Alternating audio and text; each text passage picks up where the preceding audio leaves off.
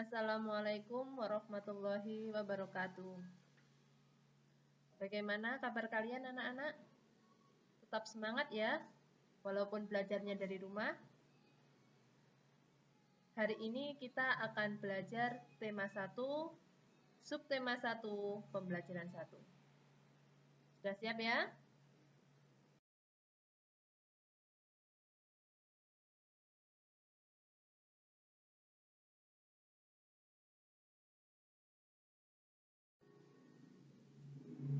Pembelajaran hari ini kita awali dengan muatan pelajaran IPA, yaitu tentang perkembangbiakan pada tumbuhan. Masih ingat kan perkembangbiakan pada tumbuhan itu ada berapa? Ya, benar sekali. Perkembangbiakan pada tumbuhan ada 2, yaitu secara generatif dan secara vegetatif. Kali ini kita akan belajar tentang perkembangbiakan pada tumbuhan secara generatif, yaitu dilakukan secara perkawinan. Perkembangbiakan generatif pada tumbuhan itu dilakukan dengan cara penyerbukan.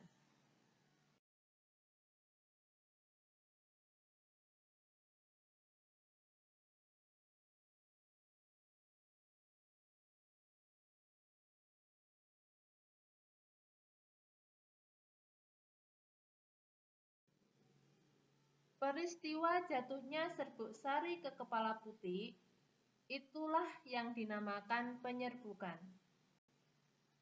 Selanjutnya, serbuk sari yang menempel pada kepala putih kemudian akan jatuh menuju bakal biji.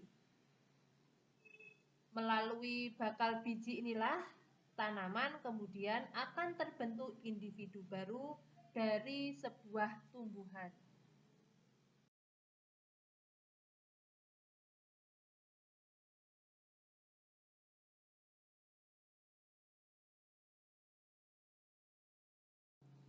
Berdasarkan asal serbuk sari, penyerbukan dibedakan menjadi 4 macam. Di situ sudah ada gambarnya ya anak-anak. Nanti Bu Tidar akan jelaskan satu persatu. Kalian dapat memahami melalui gambar yang ada di slide tersebut. Yang pertama yaitu penyerbukan sendiri.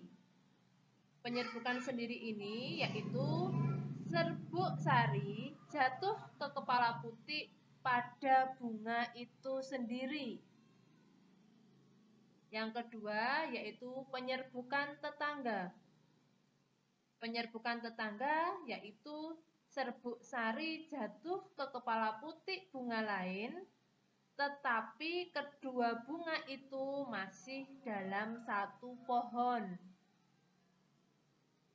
Yang ketiga, penyerbukan silang, yaitu serbuk sari jatuh ke kepala putih bunga lain yang berbeda pohon, tetapi masih dalam satu jenis.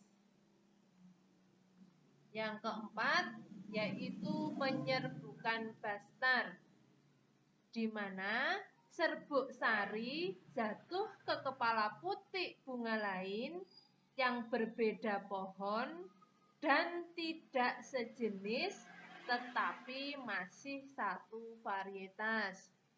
Misalkan saja penyerbukan antara cabai merah dengan cabai rawit.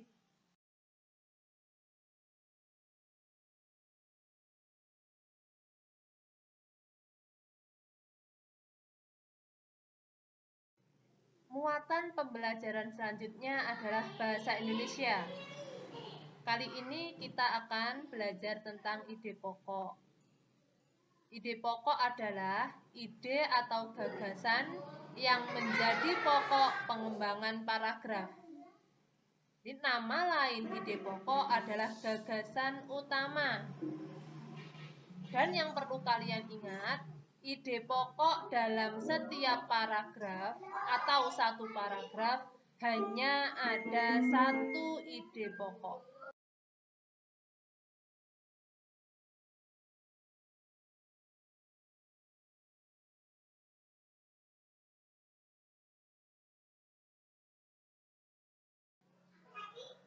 Sekarang cara menentukan ide pokok. Cara menentukannya adalah yang pertama, kalian baca seluruh paragraf dengan cermat. Yang kedua, cermati kembali kalimat pertama hingga terakhir. Yang ketiga, beri tanda ide pokok tiap paragraf. Yang terakhir adalah tandai juga info penting dalam setiap paragraf.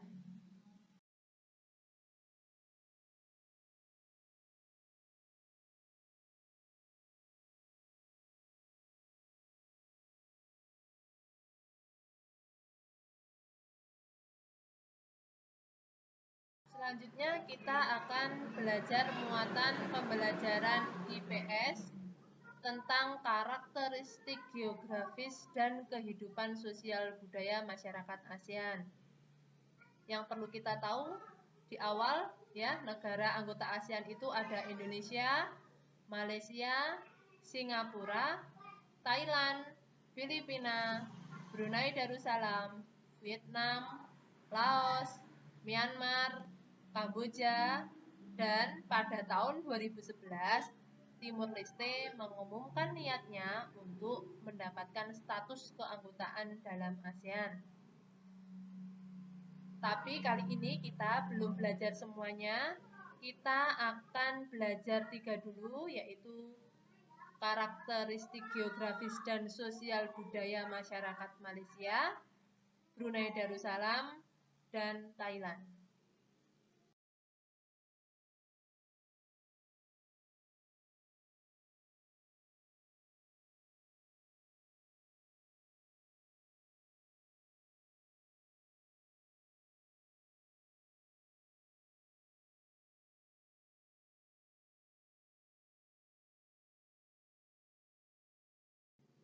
Ya anak-anak, kita perhatikan itu ada bendera Malaysia dan bangunan yang terkenal di Malaysia. Ya, kita akan belajar keadaan geografis dan sosial masyarakat Malaysia. Malaysia itu terdiri atas 2 kawasan utama. Yang pertama, Malaysia Barat itu meliputi bentuk pegunungan. Yang kedua, Malaysia bagian timur itu umumnya sempit dan berawa-rawa, serta sungainya yang pendek dan berkelok-kelok. Penduduk masyarakat Malaysia itu kebanyakan Melayu, sehingga bahasanya juga Melayu. Mayoritas penduduk di Malaysia beragama Islam. Tetapi penduduk Malaysia juga diberi kebebasan memeluk agama lain.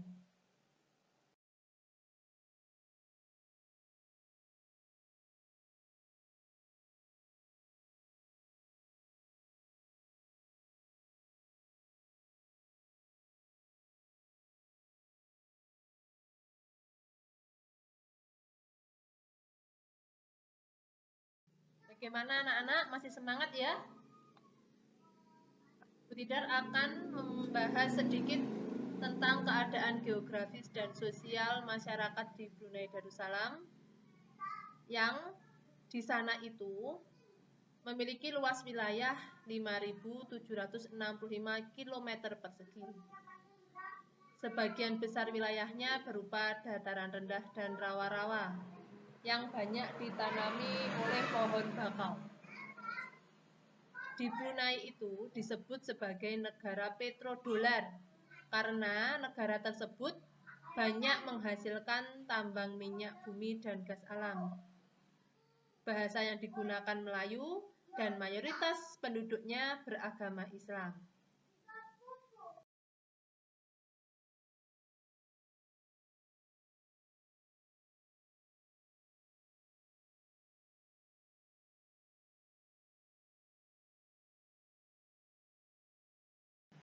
Yang terakhir kita akan membahas tentang keadaan geografis dan sosial masyarakat Thailand.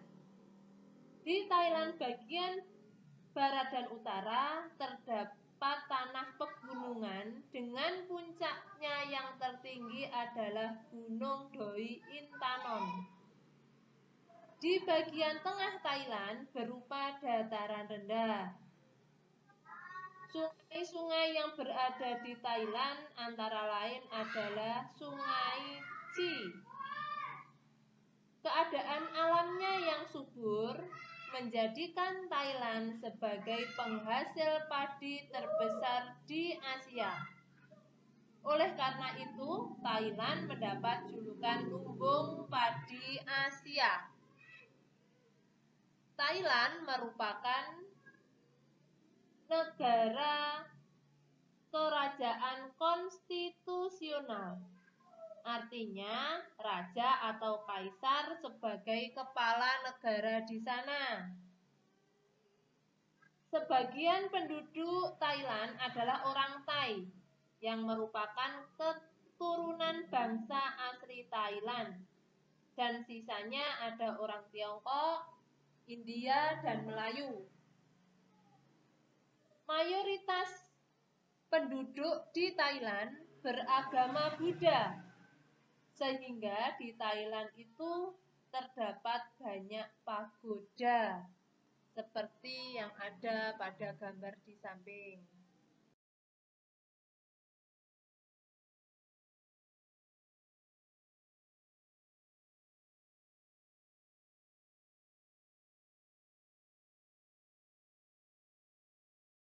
Demikian tadi materi yang Bu Tidar sampaikan untuk kalian.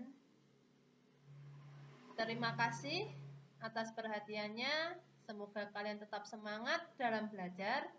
Salam sukses untuk kalian. Wassalamualaikum warahmatullahi wabarakatuh.